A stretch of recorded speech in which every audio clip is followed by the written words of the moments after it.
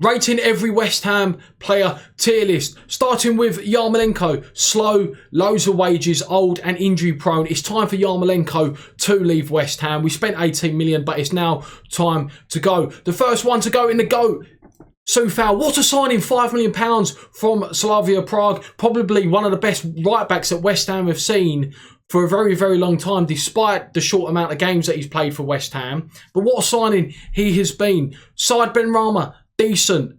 Still yet to see the best of Benrahma, I think. Very good assist so far, some very good final decision making, but he needs that goal. Maybe it's a little bit because he's trying too hard, but we are seeing promising signs of Benrahma. The assist against Aston Villa, for me, he goes into decent. Philippe Anderson, the second one to go into sell. He's got to go. You know, again, higher wages, doesn't fit the morale and work ethics of this David Moyes team. Anderson, it's time to go, I'm afraid, mate. Going into Aaron Cresswell, it's decent. Aaron Cresswell is decent, a lot better this season. Not quite a GOAT. You could put him in a GOAT because he's been at West Ham since 2015, but I am going to put him at decent. He was sort of floating in between. I'm putting Aaron Cresswell at decent. Now, Ryan Fredericks, backup. He is a backup to Coufal. He is also maybe a backup right winger. We've also seen so far this season that Fredericks has been pretty good. So I am going to put Ryan Fredericks in as a backup. Jarrod Bowen. Again, he is someone floating in between decent and GOAT. For me, he's been decent. A little bit underwhelming at times this season due to his decision making in the final third. Doesn't know when to shoot or when to pass, and he sort of does neither at times. But he's still been very, very good signing for West Ham. The astute signing by David Moyes. So for me, Jarrod Bowen is also in decent. Lanzini, backup. Now, I was going to put him into sell because he has been at this club for a long time, and I was debating, do we sell him? However, if West Ham get into Europa League spots, then I'm a lot more confident that Lanzini is a more viable backup option than maybe Yarmolenko and Anderson. And I say that because he sort of buys into the sort of, he will work hard, he'll try and press, and he'll try and be defensively, you know, try and work hard for the team. Anderson, no, he just doesn't work hard for the team. When he gets tough, he doesn't want to work hard. So for me, no. Balbuena, again, someone who I'm putting in the backup. I thought he was, he was going to be in a decent category, judging by some of the games he's played this season when he was making a very good combination with Ogbonna. But it looks like he's out of favour again. So for me, Balbuena would be a very useful option. So for me, backup. Craig Dawson. I want to put, he's floating in between decent and GOAT. I'm putting him GOAT. He's played 10 games for West Ham. Everyone, including myself, were like, this is a very underwhelming signing. We was meant to sign someone for £35 million. We didn't. We ended up signing Craig Dawson from Watford, and look how well he's done. The combination, the partnership that him and Ogbonna have sort of made between themselves in such a short period of time, which is only 10 games, 9 games, he's been absolutely phenomenal. And if we sign him for 2 to 3 million, he goes straight in GOAT. Now, David Martin, it's a sell. I get it. You know, he has an affiliation with West Ham through his dad, but he's just not playing. We've got Randolph as a backup. We've got Fabianski. For David Martin is in the sell. Masuaku. Now, he's someone backup decent. I'm putting him in backup. The reason why is because I think we probably favour the 4 at the back now, and Cresswell is the number 1 left back. He could possibly play as a wide left winger, but then we've also got Jesse Lingard. For the time being, Masuaku, he can play in a left wing back position. So when we do rotate to that 5 at the back in certain games, you'd expect Masuaku to play a little bit more. But at the moment, I think he is a backup. Mark Noble, backup. I think Mark Noble's still decent in terms of technically, but I think now Mark Noble in terms of physically, he doesn't have what it takes physically to sort of match with what is going on against opposition midfielders in the Premier League. You're coming like Anguissa for Fulham. Big physical specimen, can glide through players. Mark Noble doesn't have the legs, whilst he does still have it technically. Still got a huge job at West Ham in terms of, in the dressing room, rallying the players, that good feel factor at West Ham. Mark Noble's still got a huge job, but for me, he is a backup. Pablo Fornals, decent. Again, this is someone who has been frustrating at times in terms of his decision-making, but he is favoured by David Moyes because of his work rate. He has got some ability. He's still young, so for me, he does go into the decent category. Randolph, backup. He's a backup to Fabianski, pretty much. That's all you have to say.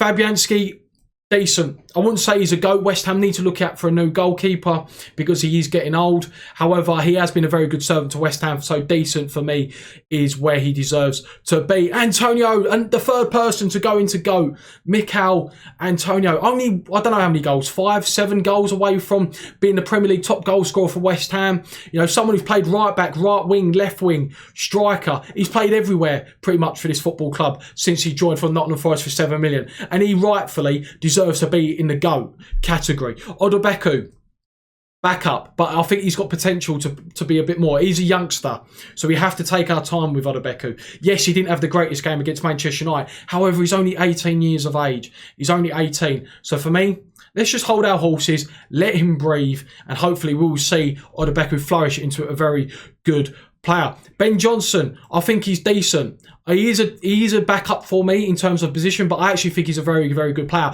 Very adequate and very good on both feet, on his left and his right. Can do a number of positions. Can play right back, can play left back, can play right wing back, and can play left wing back. And for me, he probably does deserve to be in backup because he has got backup status. But I think he's a decent player, I really do. And I'm hoping next season we'll see more of Ben Johnson in terms of first team appearances. Now, Frederick Alves, I'm going to have to put him in backup. I haven't seen him play. He joined from some Norwegian team or Denmark team in January, and I haven't really seen him play. So it's very harsh for me to give any kind of insight into him. I know he plays centre-back, so I am putting him as a backup because he seems to be backup, you know, 4th or 5th choice centre-back. Now, Diop goes into decent. This is someone who looked like he was frozen out by David Moyes, but that performance against Tottenham has probably reinstated him being right up there in terms of competing with Dawson and Ogbonna for that centre-back role. And I'm going to have to put him in decent. He is someone that with age will mature in terms of where to position himself, mature as a centre-back. And I think this guy has got time on his side. So for me, he just needs to withdraw those clumsiness tackles and that clumsiness decision-making if he's going to progress any further. Right now, we've got 4 players. Souček, Declan Rice, Ogbonna, Lingard. Let's start with Declan Rice. Go. This guy, Henderson, looks like he's set to be out for England. This guy's going to have to probably carry the England midfield in the summer. He's with Souček. They're probably the best midfield partnership in the Premier League right now. Probably wants to contribute more goals to his game because since Souček has come into the side, we've seen another element of Declan Rice's going forward, trying to have an impact on the game. Can he get into the box? Can he hang on the outside of the box so he can have a long shot? He's taking more responsibility. He took a penalty against Sheffield United. He's taking free kicks. So we are seeing an evolution of Declan Rice, seeing more of his attacking output in games because he has Thomas Souček. And let's go to Thomas Souček because this guy is a GOAT. No questions asked. Thomas Souček's an absolute GOAT. And whilst he scored many goals for West Ham, what sort of epitomises Thomas Souček was the fact against Tottenham, he's got blood, he's got claret down his face. He gets up because he wants to try and see if he can help the team out in a defensive scenario. And what a player, £14 million. And for me, you know, he's probably worth 40. He's probably worth 50 right now with the goals that he's contributed with the team in terms of his defensive work rate, in terms of, you know, what he does in both boxes, defending set pieces, attacking set pieces. What a player. He looks like a lovely guy as well. He's always smiling. And the sort of bromance that Souček and Soufal have, it's an absolute delight to see. Now let's go to Jesse Lingard. Go. I think he's a go. He's only played 4 games for West Ham, and West Ham need to sign him on a permanent basis. I made a video. How much should they pay? I'm talking 20. I think we're going to have to pay 20 million because I think there's going to be other clubs like Leicester who are going to possibly be looking at Jesse Lingard and going, you know what? This guy can actually still do it at the top Premier League level. Someone who could be knocking on the door of international, you know, getting an international call up with England as the Euros approach. So for me, West Ham need to get him. You know, he's leveled West Ham's attacking play in terms of decision making.